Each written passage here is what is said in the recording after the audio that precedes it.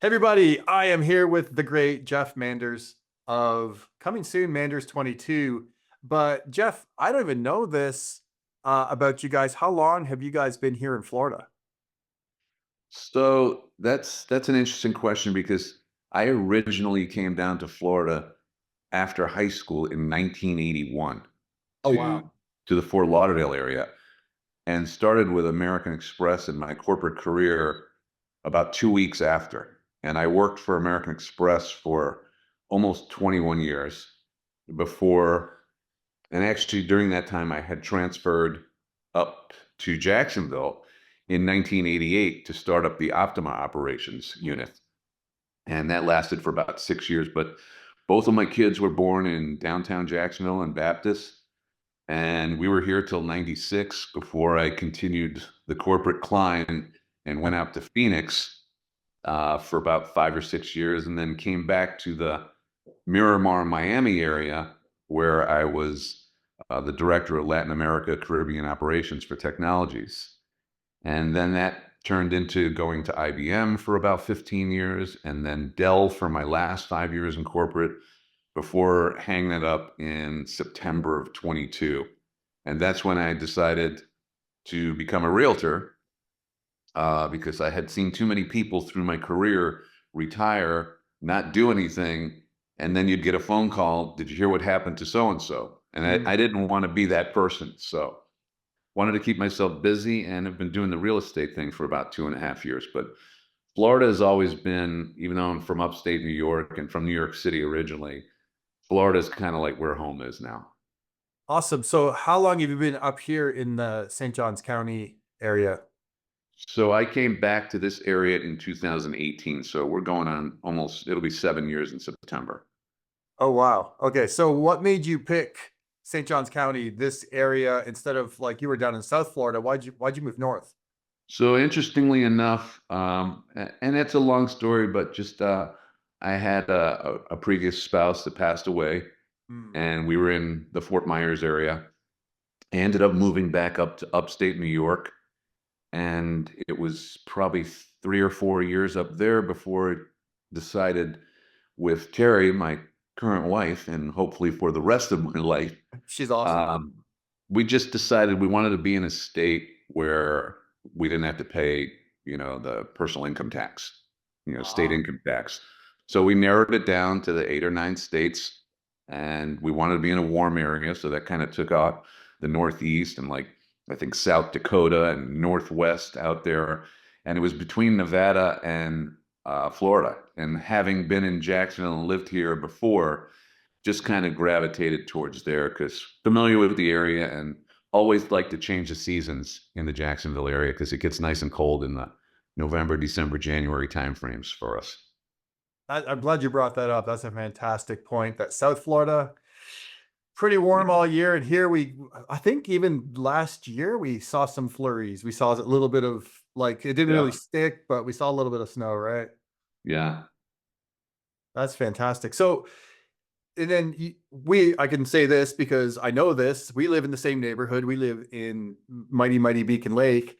Yeah. And so curious, what other neighborhoods did you look at and why did you pick Beacon Lake?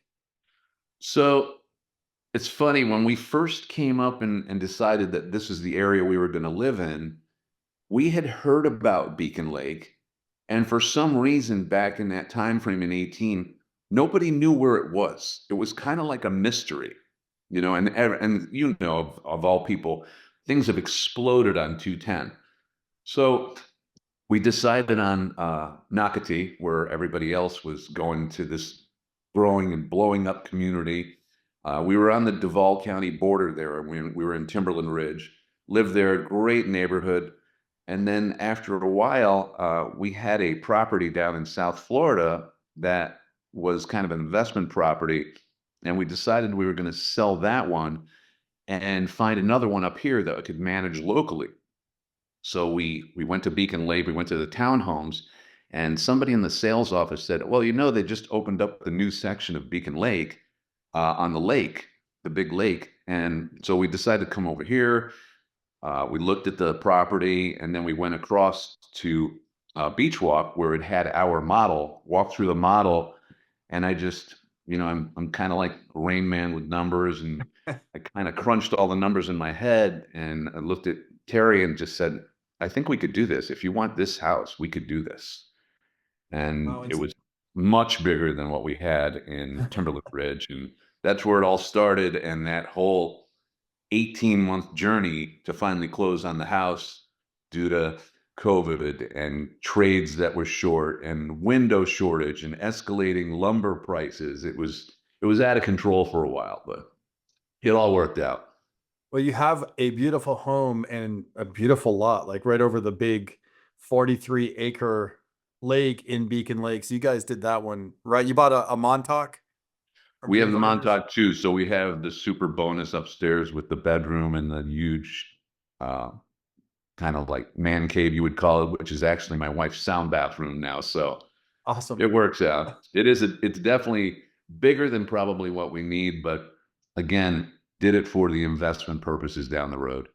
Better to have it and not need it. Right. Well, that's awesome. In your move down here, did you run into any, or even from Nocatee over to Beacon Lake, any obstacles or surprises that caught you off guard? No, I don't think so. I think everything went fairly smooth, and there seems to be now that was a smaller community, but Beacon Lake and there's great people here. I think there's a little bit of drama, or there's issues that can lead to drama in every community, everywhere you live. Nobody's exempt from that. But overall, I think the camaraderie that we have within this community and the fact that you can depend on people when you need them for anything or helping each other out, it's always there. And that's a pleasant experience just in itself. Hmm. Yeah, Facebook and Facebook communities are awesome on one level, but they also make it seem like everyone's Hatfields and McCoys and feuding and Yeah, angry and pictures of dog poop and golf carts and e-bikes and uh, right, pest control guys coming around. I know you had your run-in with them, and all the all the drama that goes on. We could blame right, 90% of it probably on Facebook. right. Well, what's your favorite part? What do you love most about living here now in this area of Florida? Probably the weather and the ability to do a myriad of things. Mm, I like to play poker part time, so there's several poker rooms around. There's great different beaches all over the place. Michler and Volano and St. Augustine. There's just you can drive on the beach in certain areas. There's lots of restaurants, and if you look at the social media, people will say, "Oh, there's not any good restaurants around here." There actually is. You got to look, you got to explore, you got to try things, and like you've done. I used to do restaurant reviews myself for my real estate business, and that's how you find and you meet people. And mm, there's some definite areas, specifically like Mandarin. Mandarin is kind of like a melting pot and almost like the United Nations or Epcot of food options. There's good Chinese, there's Japanese, there's Thai, there's all different ethnic versions of food there that we don't necessarily have right around our area right now. But if you're willing to drive the 15, 20 minutes, there's good options. So food, the ability to go to beaches, you're close to Georgia. So if you want to take a day trip or an overnight trip to Savannah or Charleston, we've mm. got a lot of options there than if you were, say, in South Florida, where we used to be. It's like in South Florida, you go to the Bahamas or maybe the Dominican, but you're definitely getting on a plane or a boat to get there. And here you can drive to several options that are definitely fulfilling. Oh, that's a great point. And while I have you here in particular, I'd love to dive a little bit deeper into two of those things that you brought up. One being the poker scene. Talk to us because we got people watching that are moving from different places, and maybe they like playing Hold'em, or I think that's your game, right? When I've seen you on Hold'em, I the mean, camera at Best Bet. What's the option for playing poker in the area?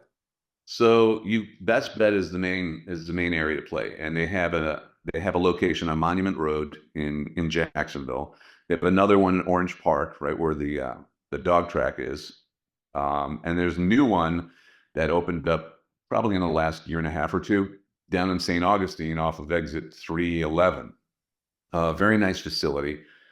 But they have their World Poker Tour events. They have quarterly or like seasonal tournaments that they have there that brings in a lot of very good players. And there's a lot of good players in Jacksonville as well. I probably play at least once a week. That's probably going to trim down, obviously, because of the business that's going to be opening soon. But Right. the poker room in Jacksonville, Best Bet, that is the largest poker room in the state, and there's a lot of poker rooms in the state of Florida. Oh, wow. Okay.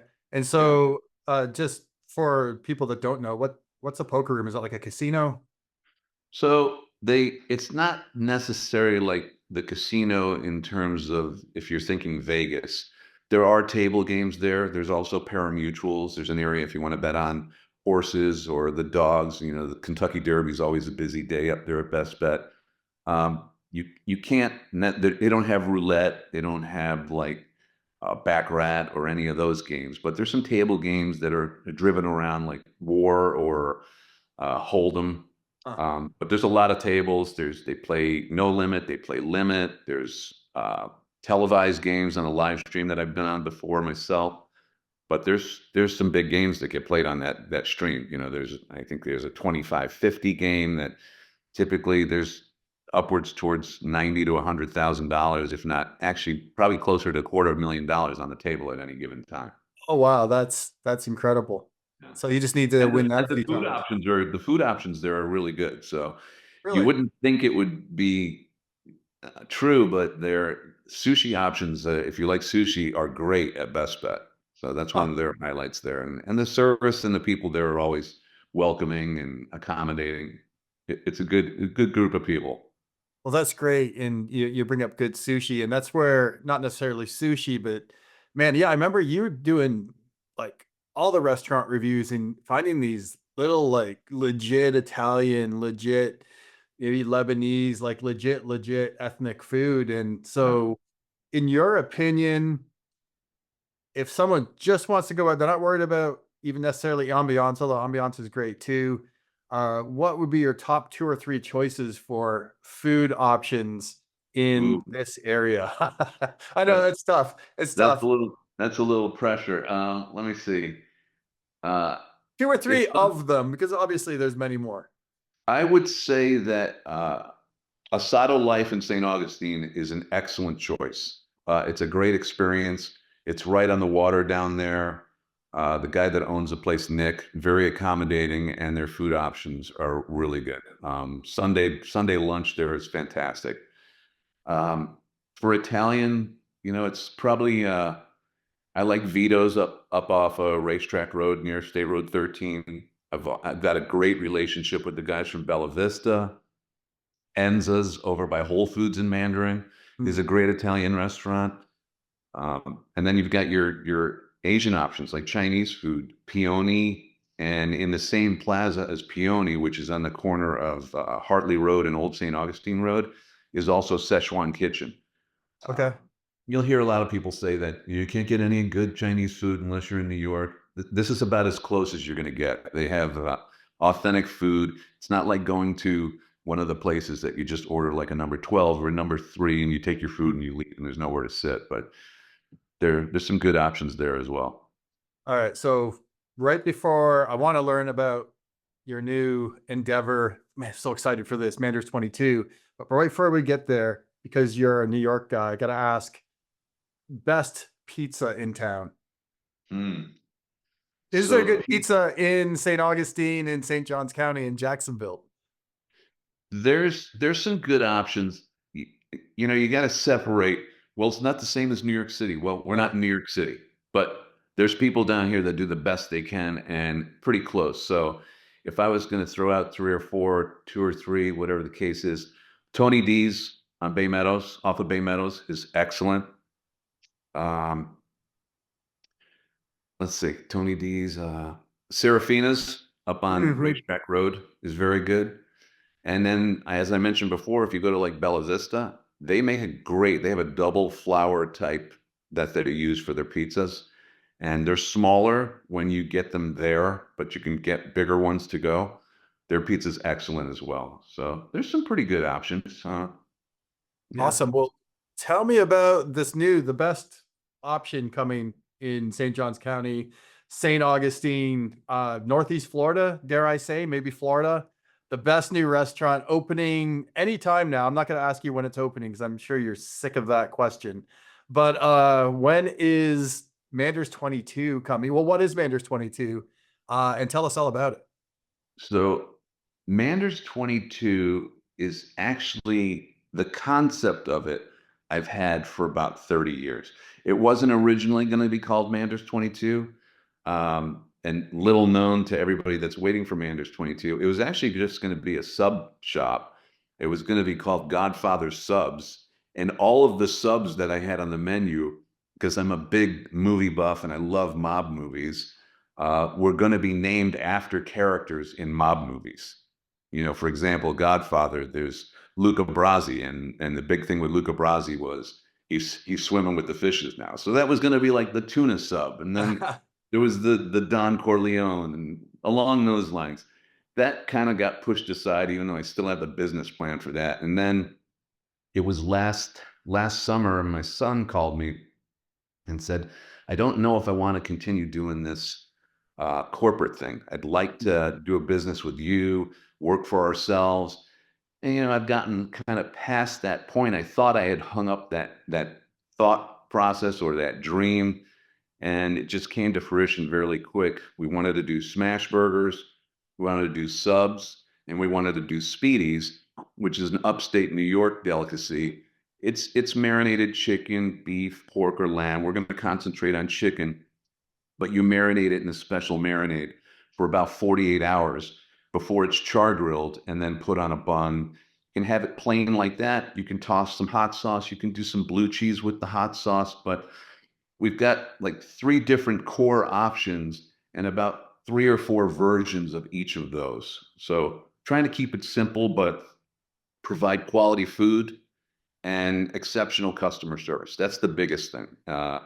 When we were talking about this and the whole development and growth of this idea was and you don't want to slam anybody individually. This is just an overall statement. But you go to a lot of places, the food isn't necessarily great, the customer service isn't necessarily great, and then you leave and you say, you know what? They've been open for 9 or 10 years. If we provide great food and if we provide over the top customer service where people leave and go, I can't wait to go back again and try something different and try this thing on the next time I come. That's the goal. If we can do that, we think we'll be very successful. And that's the first stepping stone in our goal to expand to another 3 or 4 locations around the Jacksonville St. Augustine area in the next 4 or 5 years. That's the goal. So is that goal to do it yourself or to franchise? I think to do it ourselves initially, you never know what's going to happen in terms of somebody coming in and saying, "Hey, this you might want to go this route," or "How about we write a check and you be a consultant and we'll take the whole thing." That's the ultimate goal. I think is to create a legacy and an ongoing thing for my family. I love the simplicity of what you just said. Serve good food and serve it well. Yeah. And that's kind of it, right? I mean, it's even price, and I've seen your prices and they look amazing, but price is only a obstacle in the absence of value, right? And you're Right. getting good food and good service. And I mean, you're probably undercharging a little bit. But what do I know? But we could always tip, right? Actually, we are definitely going to pay our staff appropriately. That's one of the goals we want. We don't want to flip a screen around and here's your tip option. That's not something we're going to have actually in the restaurant. It's a sit down. It's a takeout. There's no waiter or waitress service. You get your food. You can either eat it there or you can take it with you. But we're definitely going to compensate our staff well enough that tips won't be necessary. I love that because we know that tip fatigue is real sometimes where everywhere you go, there's jokes about it all over online. Actually, at the end of this interview, I'm gonna flip a screen around and be like, "Hey, you got There uh, you go. a tip option or something like that." It's crazy. You know, Um, it's funny. It's funny that you mentioned that because one of the things I've seen, I think I heard it about a month or two ago, was somebody said, if I have to stand to get my order and get my food, then I'm not tipping. I Kind try of to like, go that way, and then sometimes like I'm over someplace and they're really like a playables or something like that, and they're like working on making my stuff, and I'm like, "Ah, these are kids. I got yeah, to do it." But I get the I definitely get that sentiment because it just gets, oh my gosh, everywhere we go, it's tipping for everything. But I don't want to be that old guy like get off my yard, kind of rant TED talk right now. you just don't want it to get to the point where you go to the doctor and there's a tip jar either. Yeah, exactly. uh yeah. Anyways, almost made a joke and I avoided that. Um, tell me about the location. Where's it going to be? So we're in St. Johns County, off of 210, between. Easiest way to explain it is between west of 95, but just east of St. John's Parkway. So it's a Greenbrier Forum. It's where Nori is the anchor on one side and Poppies is the anchor on the other. It's kind of like a big horseshoe with UF Health and Brooks Rehab. There's a parlor, hair salon where it's kind of like almost like a flea market of barbers and hairstylists and coloring and nails and whatever it is. If you need something done, facials, you can do that all in that area. So we're excited about being in that plaza. It's roughly 3 years old, very new. A lot of traffic that goes by there, in and out of there. So we expect it Super to be well. super easy location, like kind of like the north side of Silverleaf, kind of like just coming east out of Rivertown, Shearwater, just west, like you said, of Nocatee, Beacon Lake, Beachwalk. I'm actually headed over there at 3:30 today. I'm getting like, see here, like really long. I gotta go hit the barber shop. So interestingly enough, that area, that demo, and this is one of the main reasons, the demographic in that area, there's about 80,000 people within a 5 to 6 mile radius. There's an average family income of about 138,000, Hmm. and there is an annual spend within that area of that 6 mile radius and 80,000 people of $1.5 billion. So we can just get a small slice of that and do what we want Half to of do it, in terms of our goal. We should be successful. man. I know you're gonna be successful because you just have the winning mindset. Appreciate that. We got a few more minutes to ask you a few more questions. Sure. All right, cool. So, someone's maybe in Binghamton or someplace upstate New York or New York, and they're in because you got the realtor side of things too, and they're thinking of moving to Florida right now. What's one or two pieces of advice that you would give them? I would say don't rush into things necessarily. We found when we came here, we found a beautiful house relatively quickly. But I think if I was going to do it all over again, we probably would have maybe rented short term for about 6 months just to explore and expand our horizons on all the other communities that were being built at the time. It was definitely, I think, better options for us that would have made sense if we didn't rush into things. So I Hmm. would say take your time, get to know the area, spend a little bit of time driving around, doing the things that wherever you are in terms of where you finally live, are you close enough to those other options in terms of the beach or driving down to Daytona or Hmm. Orlando? Going, if you're a big Disney buff, and we know some people like in our group that are big Disney people, you probably don't want to live maybe up in Fernandina because it's a much further drive to Orlando. But if you're into that kind of cozy, old school, like homey type of a village, maybe Fernandina or Amelia is the option. You're still in Florida. You're still going to recognize that tax break. And you're also going to be much closer to, if you like to partake in going to Savannah or Charleston, like I mentioned previously, you're much closer. It depends on what fits your family. So the end answer is take your time, explore the area, find out what works best for your family, and then make the decision. Awesome. Um, yeah. So thinking about what do you think people coming from, again, up in New York, up that area, maybe, what do you think some of their hesitations or fears might be when they think about moving to Florida? I would ask what yours were, but you grew up here and kind of were back and forth and back and forth. So you already knew Florida, but people from up north, what do you think their hesitations might be?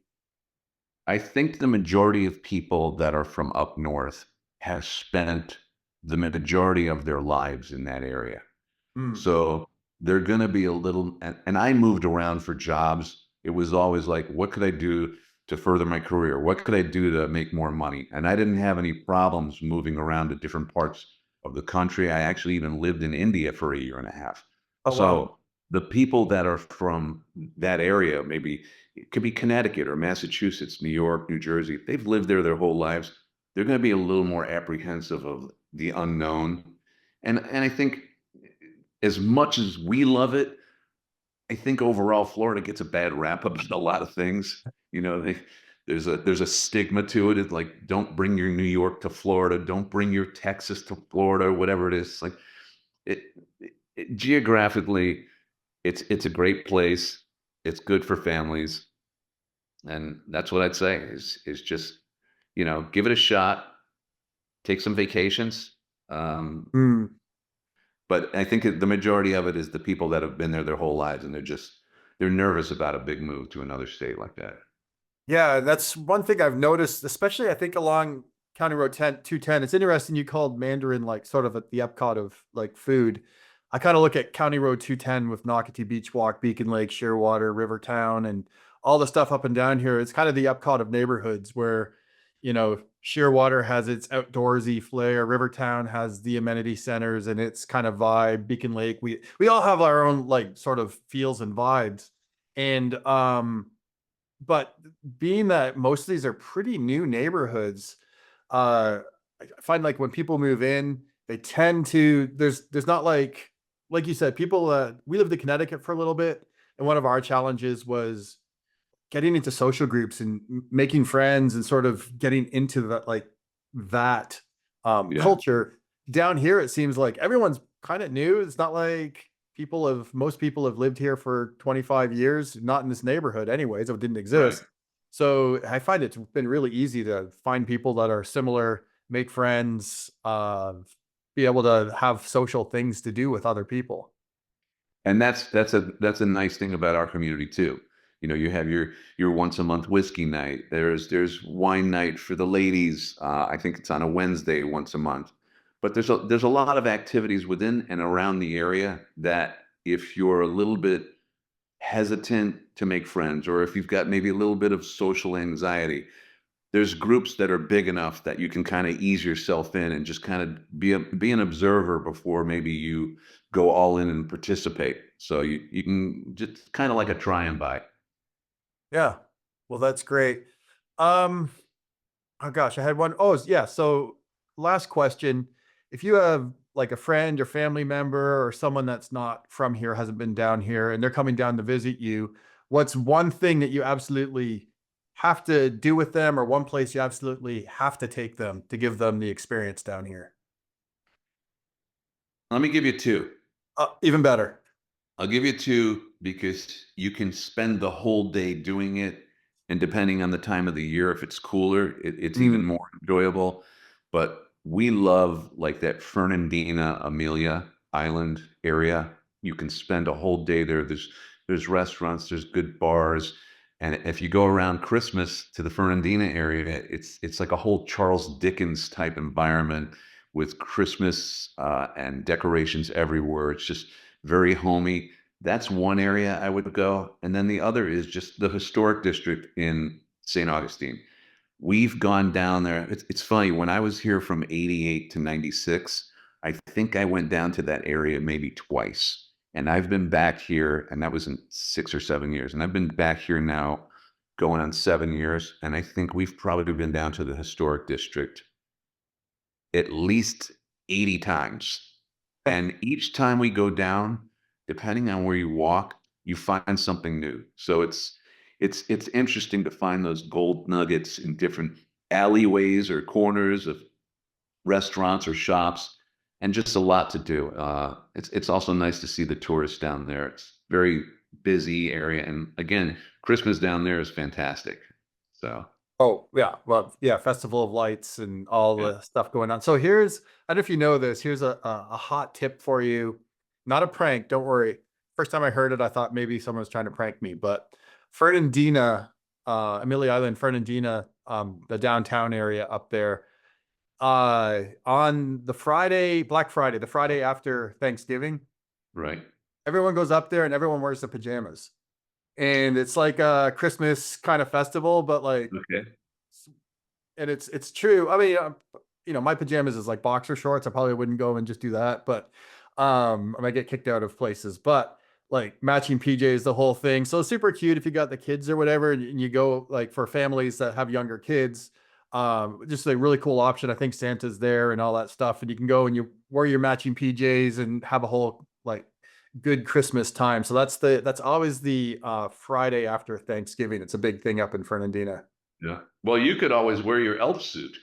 I could. I need to dig that back. Christmas is, coming up soon. I think Josh at Humbug Holiday Lights is going to need some more advertising for There you go. his Christmas lights. Cool. Well, Jeff, thank you so much for coming on, man. You've got such a cool story, and I, for one, can't wait for Manders 22. Although I have to, I think you mentioned the speedies. I don't know if you mentioned the other menu items. Do you want to talk about really quick as before we're headed out, like your Yeah. chicken bake, like your lasagna and stuff? Sure. So the primary items are the burgers, the subs, and the speedies, but we're also going to have to-go lasagna with our homemade sauce, and the lasagna is going to be made from scratch. We're going to have packaged donuts. We're going to also have quarter pound. I mean, and these things are like this thick. They're that big around. Well, I'll just go like this. Cookies are fantastic, and then our specialty item is going to be a deep fried beignet, split open. You'll get two of them. You'll get two small scoops of vanilla ice cream, and then you'll have a drizzle of either chocolate, strawberry, or caramel sauce on top.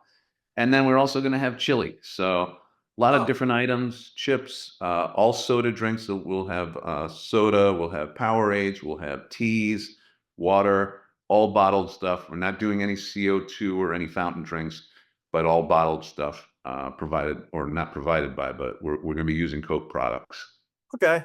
Oh, that's interesting. The beignet thing, because I saw Josh Rogers made a video the other day about your restaurant coming up, and he mentioned like beignet ice cream sandwiches or something, and I'm like, I have no idea what that's all about. So, Yeah, we're not that doing ice sounds cream. We're not great. doing the ice cream sandwich, but when he said that, it kind of gave me an idea that that's a possibility down the road. You never know. Well, the cut open beignet with the ice cream on it, I think is probably what he was thinking. But anyway, But you that's could that. take the two of them and smash them together, actually, and that would Yeah, be there. You absolutely. go. I can do whatever I want. It's my beignet and my ice cream That after I buy it, of course. there you go. All right, Jeff. Hey, I appreciate you coming on. Thank you so much for sharing your story with people. I'm sure it'll be super helpful. People, don't forget, Manders 22, look it up. It's Thank going you. to be amazing. I've had a sneak sample of the smash burgers and secret sauce and all that good stuff, and it is wildly good. It's insane. So, Thank you. And hey, Austin, we appreciate everything you do too, because the videos are informative, they're positive, and you are nothing but good for this neighborhood and this whole surrounding area. So we awesome. appreciate you as well. Thanks, Jeff. All right. Well, and I enjoyed our love fest. And anyways, I'll shut it down now. But man, this is the first one of these I've shot. I need like a closer or something. In the Beacon Lake videos, I always say stay classy, Beacon Lake, from Ron Burgundy, of course. But uh anyways, I'll just say thanks, Jeff. And then boom, cut. I just stop recording here. How do I do that? Thank you. There we